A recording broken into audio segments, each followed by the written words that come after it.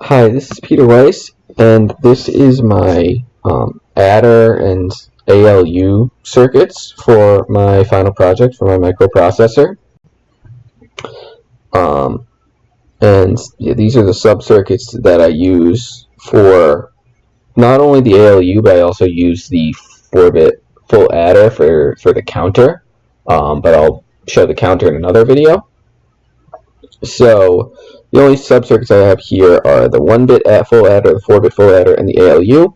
So if you take a look at the most basic part of this, the 1-bit full adder, it just has these three inputs, A, B, and C in, carry in, and outputs the sum and carry out. So the sum, if we take a look at this is an XOR gate, so it's the XOR of A, B, and C in, which is 1 if and only if one of the inputs is high, is 1. So that means if all of these are 0, this is 0, which is what we want. The sum of zeros is 0. And if one of these is 1, this is 1. So if A is 1, these two are 0, this is 1. If B is 1, these two are 0, this is 1. And if C is 1, these two are 0, this is 1. Every other case, this is 0. And that's everything we want for adding, except it misses the case where all three of these are 1. We want that, the sum of that is also 1, because the sum of 1 plus 0 is 1. 1 plus 1 plus 0 is 0. So if two of them are 1, we want that to be 0. But if three of them are 1, 1 plus 1 plus 1 modulo 2 is 1. So this misses that case, and just so to get that case, we just do an AND gate of all three of them. This is an AND gate of A and B, and then we just AND it with C. So that's an AND gate of all three of them, and we OR that together to get the sum. So this is a sum if one of these is 1, or all three of these is 1. This is 1, which is what a sum is in modulo 2. Because if you had 2 1s, you get a 0, but if you had 1 1 or 3 1s, you get a 1. And carry out is just A and B. A and C, and B and C, or all of these ORed together. So that's if there are ever two of them that are 1, we want to carry out. Because if there's none of them are 1, or one of them are 1, there's no carry out. But if two of them are 1, if A and B are 1, or if A and C are 1, or if B and C are 1, we want there to be a carry out. So like 1 plus 0 would have no carry out, 0 plus 0 would have no carry out, 1 plus 1 would have a carry out, and 1 plus 1 plus 1 would have a carry out. So that covers all these cases. So this is how what a full 1-bit adder does. And we can test this. And we see right now we have A and B is 0 0, the sum is 0, and carry out is 0. If it's 1 0, then the sum is 1 and the carry out is 0. Sorry, carry in is 0 for all of these two. Now we have B is 1. Again, the sum is 1 and carry out is 0. And carry in is 1. Both other 0. The sum is 1 and carry out is 0. Now if we do 2 of these inputs as 1, then the sum is 0. 1 plus 1 is 0, modulo 2. But carry out is 1. So we get that carry bit. Similarly with A and C, the sum is 0, 1 plus 1 is 0, but we have a carry out. And then with B and C, same thing. Carry out is 1, and the sum is 0, 1 plus 1 is 0. And now if all three of them are 1, the sum is 1, 1 plus 1 plus 1 is 1, and the carry out is 1, because we do have a carry. So that's all the combinations of this 1-bit full adder with a sum and a carry out output. And now we can use this to make a 4-bit full adder.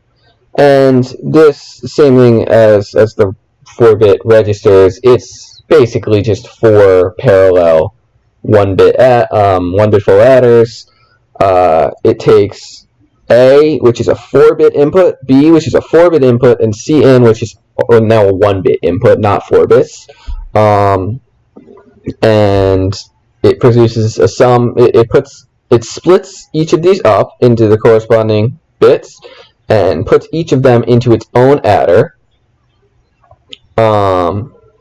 and then the sums of these adders are combined into a 4-bit output, and the but the carry in input for each of these adders is the carry out of the last. So the first carry in is the carry in input to the 4-bit adder, and the carry in input for the other 3 is the carry out of the last. So this adds A and B, and for instance, if we have a 1 and a 1 and for the least significant bit, then we get a 1, 1 here, which gets a carry out bit, so that gets added to the next next least significant bit, just like normal carrying with addition. And then the last carry out output is the carry out output of the full 4-bit adder. So we can test this circuit. So right now we have 0 plus 0 and then 0 for the carry in. Now if we change this to instance for 1, now it's adding 0 and 1, which is 1. And now say we change this is 0, 1, 1, 0, so 6 plus 1 is 0, 1, 1, 1, which is 7. And we can try different combinations of this. 2 plus 9 gets 11. And now we can change its carry in, and that just adds an extra 1 to these. So for instance, 2 plus 1 plus another 1 gives us 4. And we see we only, and now, yeah, so that we get different combinations for the sum and the carry in. The carry out is only going to be 1, though, if we have the most significant bit have a carry out. So that's really only going to be 1 if we change both of these to 1. Or for instance, here we have 1, 0, 1, 1 plus 1, 0, 1, 1, 0. So that would be 11 plus 6, which is 17, and we have to carry in, so that would actually be 18. So 18, now this is 4 bits, now it's modulo 16. 18 modulo 16 is 2, which is what we see here, but then we do have the carry out.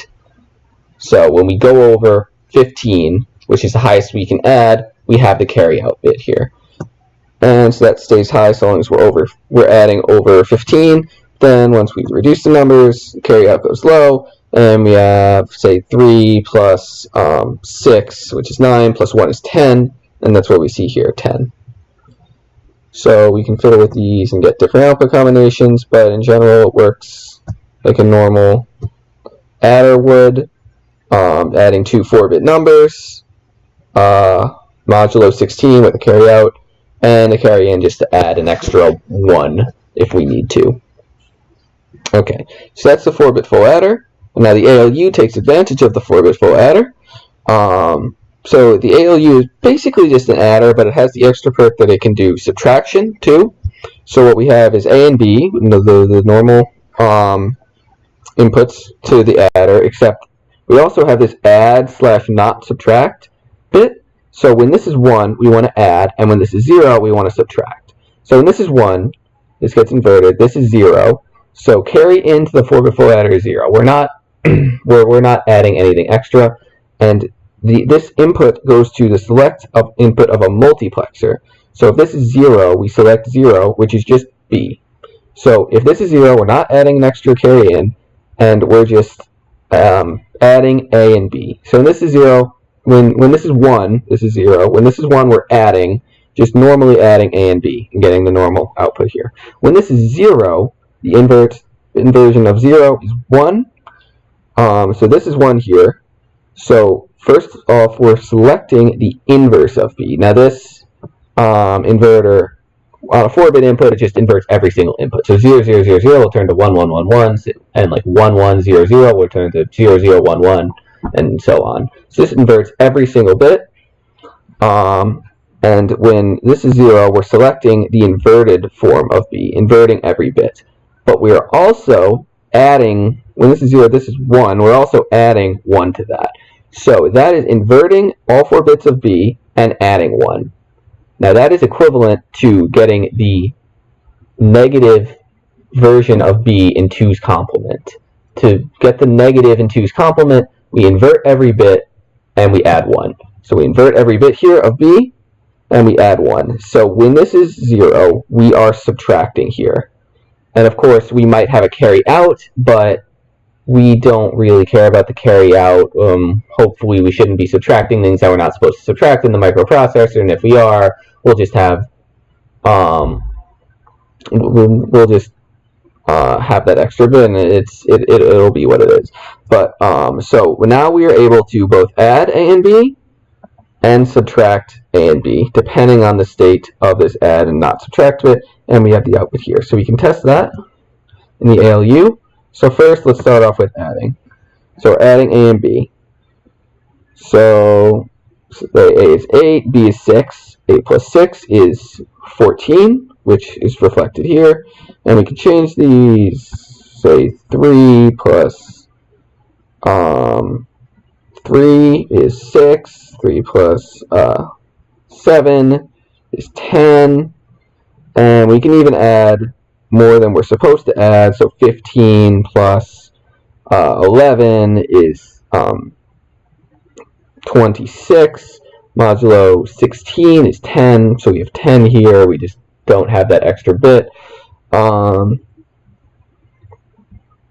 because we're only going to put one thing out to the bus.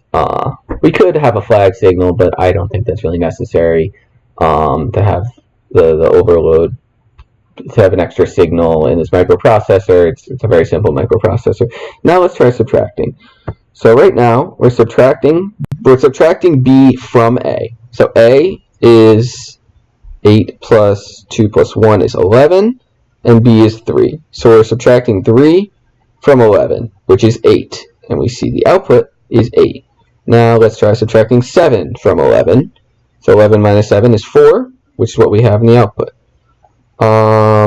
Now we're subtracting 9 minus 7 is 2, which is what we have in the output. 9 minus 6, or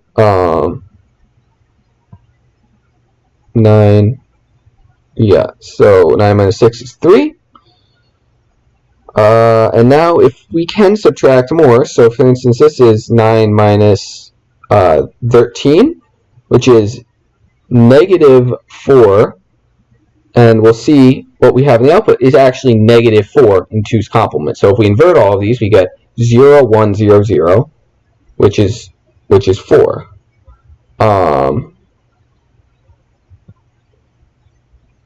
Sorry, this is 9 minus 14, which is negative 5. So 9 minus 14 is negative 5, and if we invert this, we get 0, 1, 0, 0. If we add 1 to that, that's 0, 1, 0, 1, which is 5. So this is negative 5 in 2's complement. And we can try more things, say subtracting, I don't know, subtracting 2 from 1. So 1 minus 2 is negative 1. You see this is 15. If we invert all these, we get 0, 0, 0, 0, plus 1 is 1. So this is negative 1 in 2's complement. And now let's try more. So 1 minus 1 minus 12 is negative 11. So if we invert this, 1, 0, 1, 0, plus 1, 1, 0, 1, 1, that is 12. So this is, sorry, that's 1, 0, 1, 1 is 13. So 1, 1, 0, 1, 1 is 11. So 1 minus 12 is negative 11. So this is negative 11 in 2's complement.